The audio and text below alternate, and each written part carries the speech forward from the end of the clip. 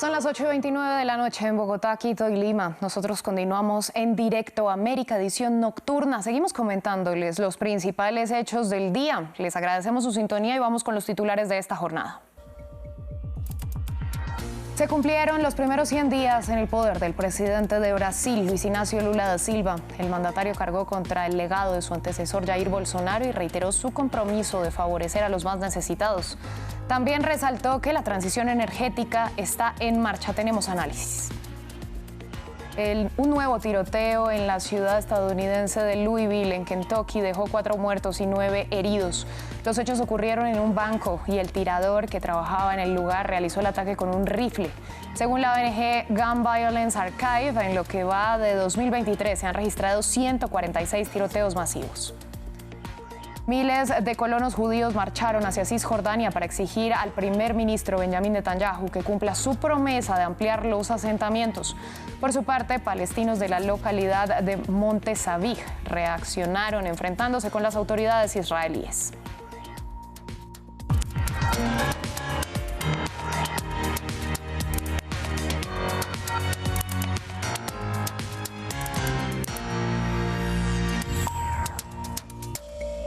Damos inicio en Brasil porque se cumplieron los primeros 100 días en el poder del presidente Luis Inácio Lula da Silva y en su discurso televisado el mandatario condenó el legado de su predecesor Jair Bolsonaro, a quien acusó de perpetuar el fascismo. A su vez se declaró optimista sobre el futuro económico del país y reiteró su compromiso de trabajar en favor de los necesitados. Afirmó que el gobierno ampliará las acciones en contra de la violencia machista y racista y aseguró que el medio ambiente es un compromiso a largo plazo. Brasil volvió a cultivar la armonía y la convivencia republicana entre los 3 poderes, de los cuales el mayor ejemplo fue la rápida reacción al intento de golpe de Estado del 8 de enero. Al día siguiente de la barbarie, los 3 poderes marcharon juntos del Palacio de Gobierno del Planalto al Tribunal Supremo, pasando por el Congreso Nacional para decir alto y claro, no al fascismo, sí a la democracia. Fascismo y sí a democracia. Para el análisis de esta información nos acompaña Oscar Vilena. Él es profesor de Derecho Constitucional y doctor en Ciencias Políticas por la Universidad de Sao Paulo en Brasil. Bienvenido a France 24. A 100 días de llegar al Palacio de Planalto, el mandatario ha hecho de su bandera recuperar los programas de ayuda sociales. Sin embargo, su aprobación ronda apenas el 40%. ¿A qué se debe este fenómeno? Bueno, en primer lugar, porque fue una elección muy apretada. Luis Inácio Lula da Silva tiene apenas 2% acima de su competidor. Entonces es natural que en un país dividido hay un grupo muy grande de electores de derecha y de extrema derecha que rechazan la administración de Luis Inácio Lula da Silva. Después que los programas, la retomada de los programas sociales tendrán efecto a medio plazo. Entonces, pienso que esas 2 razones llevan a que el apoyo al presidente a este momento no esté acima de los 40%. Bueno, usted lo estaba mencionando y veíamos en el discurso del presidente Lula que arremetió contra Jair Bolsonaro en medio de un ambiente tan polarizado y con el antecedente del ataque a los poderes del 6 de enero. ¿Cómo analiza usted este mensaje del mandatario? Por favor, ¿se puede repetir la pregunta porque no pude oír? Le pregunto que en medio de la polarización que vive Brasil, en este mensaje, en este discurso, Lula cargó contra Bolsonaro y pues vemos esto con el antecedente del ataque del 6 de enero. ¿Cómo analiza usted este discurso del mandatario? Sí, Lula está teniendo una dificultad de hacer un gobierno más amplio en términos de agrupar a la alianza que lo dio. Entonces, este discurso sí refuerza a aquellos que son de la izquierda y más los grupos identitarios con los cuales Lula tiene mucha facilidad de hablar, pero no amplía para los grupos de centro que muchos de ellos hubieran votado para Bolsonaro en la primera elección y después cambiaron para Lula. Entonces, pienso que sí, el presidente ha que hacer un esfuerzo más grande para incorporar a los segmentos de centro a su plataforma de gobierno. Bueno, y con el actual panorama que tiene Brasil, ¿cuáles se pueden considerar los principales retos que tiene el mandatario para el resto de su administración? Pero pienso que hay dos objetivos más claros. Primero es de envolver a la economía brasileña en un ciclo virtuoso que pueda dar cuenta de las demandas sociales. Entonces, la economía es sin duda ninguna lo desafío más importante en este momento. Hay también que hacerse un proceso de desbolsonarización de las áreas de seguridad pública que quedaron muy capturadas por los gobiernos de extrema derecha. Entonces, pienso que hay un programa económico en plaza con las repercusiones sociales de esto y también un programa de defensa del Estado de Derecho y de la democracia. Pues señor Vilena, usted muchas gracias por su análisis y por compartirlo con nosotros en France 24. Gracias. En Estados Unidos, este lunes se registró un nuevo tiroteo en el estado de Kentucky que dejó 5 muertos, incluido el tirador, y 9 heridos. Los hechos se produjeron en una entidad bancaria donde trabajaban todas las víctimas y el presunto responsable. El presidente Joe Biden condenó el hecho y criticó al Partido Republicano por no lograr un consenso acerca de la regulación de armas en el país.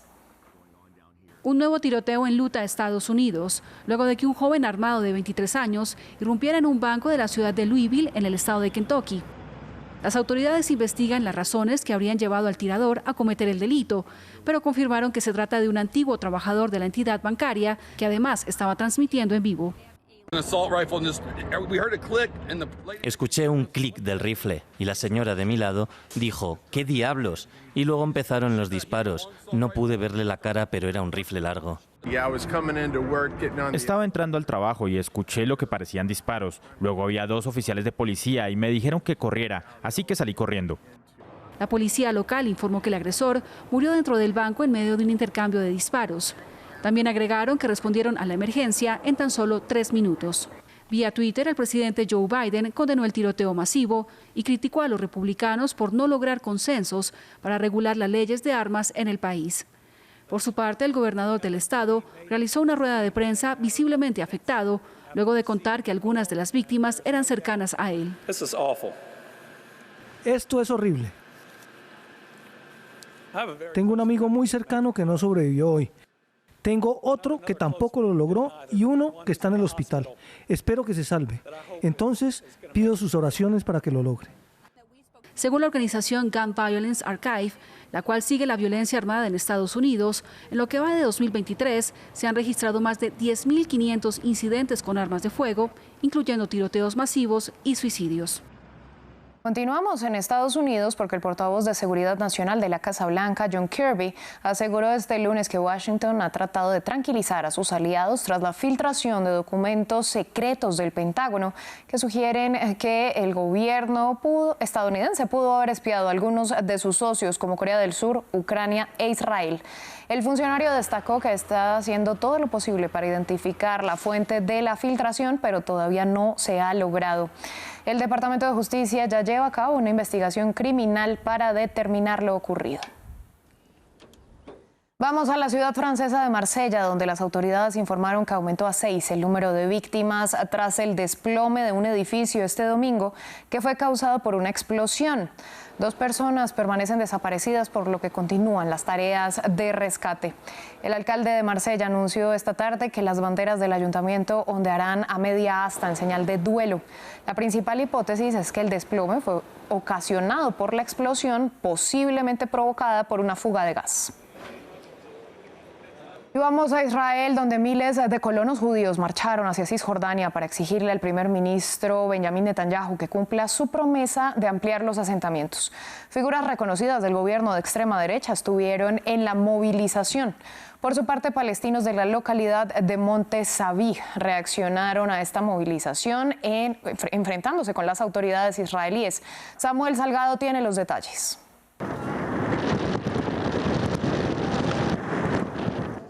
Una nueva escena de violencia en la Cisjordania ocupada. Miles de colonos marcharon hacia el asentamiento de Eviatar con el fin de presionar al primer ministro israelí Benjamin Netanyahu a que autorice su repoblación tras ordenar su evacuación en 2021. El ministro de Seguridad Itamar Ben-Gavir, conocido por sus posturas radicales, participó de la marcha. Junto a él, ministros y activistas que buscan más asentamientos judíos en Cisjordania. Lo llamamos la Gran Marcha de Eviatar, para presionar al gobierno para que cumpla con su obligación de construir este asentamiento. Se ha convertido en un símbolo para que lo sigan muchos más. La movilización de colonos despertó la ira de los palestinos en el monte Sabih. Los colonos israelíes piensan que regresarán al monte Sabih, pero los habitantes de Beitá nunca los dejaremos regresar a esta montaña, donde cayeron 12 mártires y resultaron heridos 5.000 hermanos. La ONU es clara en condenar la ampliación de los asentamientos judíos a los que considera ilegales. Cerca de 500.000 israelíes han ocupado Cisjordania contra una población de 3 millones de palestinos, cuyas familias han habitado estas tierras desde antes de la creación del Estado de Israel en 1948. La escalada de las tensiones ocurre tras una semana violenta con 2 ataques, uno en Cisjordania y otro en Tel Aviv, en los que murieron al menos 4 personas. Y por la muerte de hoy de un palestino de 15 años en una redada militar en un campo de refugiados en Cisjordania. Y en medio de una inestabilidad política en Israel debido a la polémica reforma de justicia de Netanyahu. La violencia en 2023 ha dejado más de 90 palestinos muertos y al menos 19 israelíes. Cambiamos de tema porque China llevó a cabo el tercer y último día de ejercicios militares en el estrecho de Formosa que separa al país de Taiwán. Los ejercicios de este lunes se enfocaron en simular un cerco marítimo a la isla y siguen ataques simulados. Decenas de barcos y alrededor de 100 aviones participaron en las maniobras que se produjeron en respuesta a la reunión de la presidenta de Taiwán, Tsai Ing-wen, y el presidente de la Cámara de Representantes de Estados Unidos, Kevin McCarthy. 91 aeronaves y 12 buques navales fueron los activos militares que utilizó el Ejército Popular de Liberación chino en el último día de sus ejercicios militares en el estrecho de Taiwán. En el tercer día de las maniobras, las Fuerzas Armadas chinas llevaron a cabo simulaciones militares, tanto de un bloqueo a la isla como de ataques aéreos a posiciones estratégicas dentro de territorio taiwanés. Hoy utilizaron el portaaviones Shandong como insignia de su flota naval. Está armado con lanzamisiles de corto alcance y es la primera vez que se utiliza en ejercicios militares. El portavoz del Ministerio de Relaciones Exteriores expresó que la independencia de Taiwán y la paz en el estrecho que separa ambos territorios es una combinación imposible. Esperamos que la comunidad internacional reconozca la verdad en la cuestión de Taiwán, que se atiene incondicionalmente al principio una sola China. La independencia de Taiwán y la estabilidad en el estrecho son mutuamente exclusivas. Desde Taiwán, la preocupación por un ataque a la isla es real. Si se desencadenara un conflicto militar con las armas que tiene China, que son muy potentes y avanzadas, no podríamos defendernos. El gobierno de Taiwán condenó las maniobras militares de China diciendo que socavan la paz y la estabilidad. Por su parte, Estados Unidos, el aliado más importante de Taiwán, mandó un destructor en la zona. Estados Unidos aseguró que Francia es uno de sus principales aliados para hacer frente a China. Esto pese a los comentarios del presidente francés Emmanuel Macron, que marcó distancia ante las políticas estadounidenses hacia Taiwán. Vedant Patel, portavoz del Departamento de Estado, aseguró que Francia es el aliado más antiguo de Estados Unidos.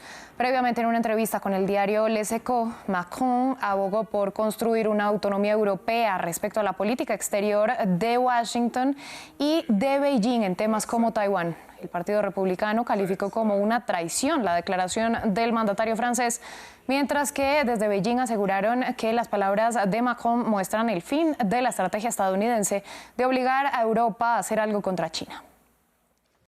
Así llegamos al final de esta emisión de Directo América aquí en France 24. A ustedes les agradecemos su sintonía y los invitamos a continuar con nosotros, que ya llega Amal Ben-Otman con toda la actualidad del continente africano en África 7 días. Feliz noche para todos.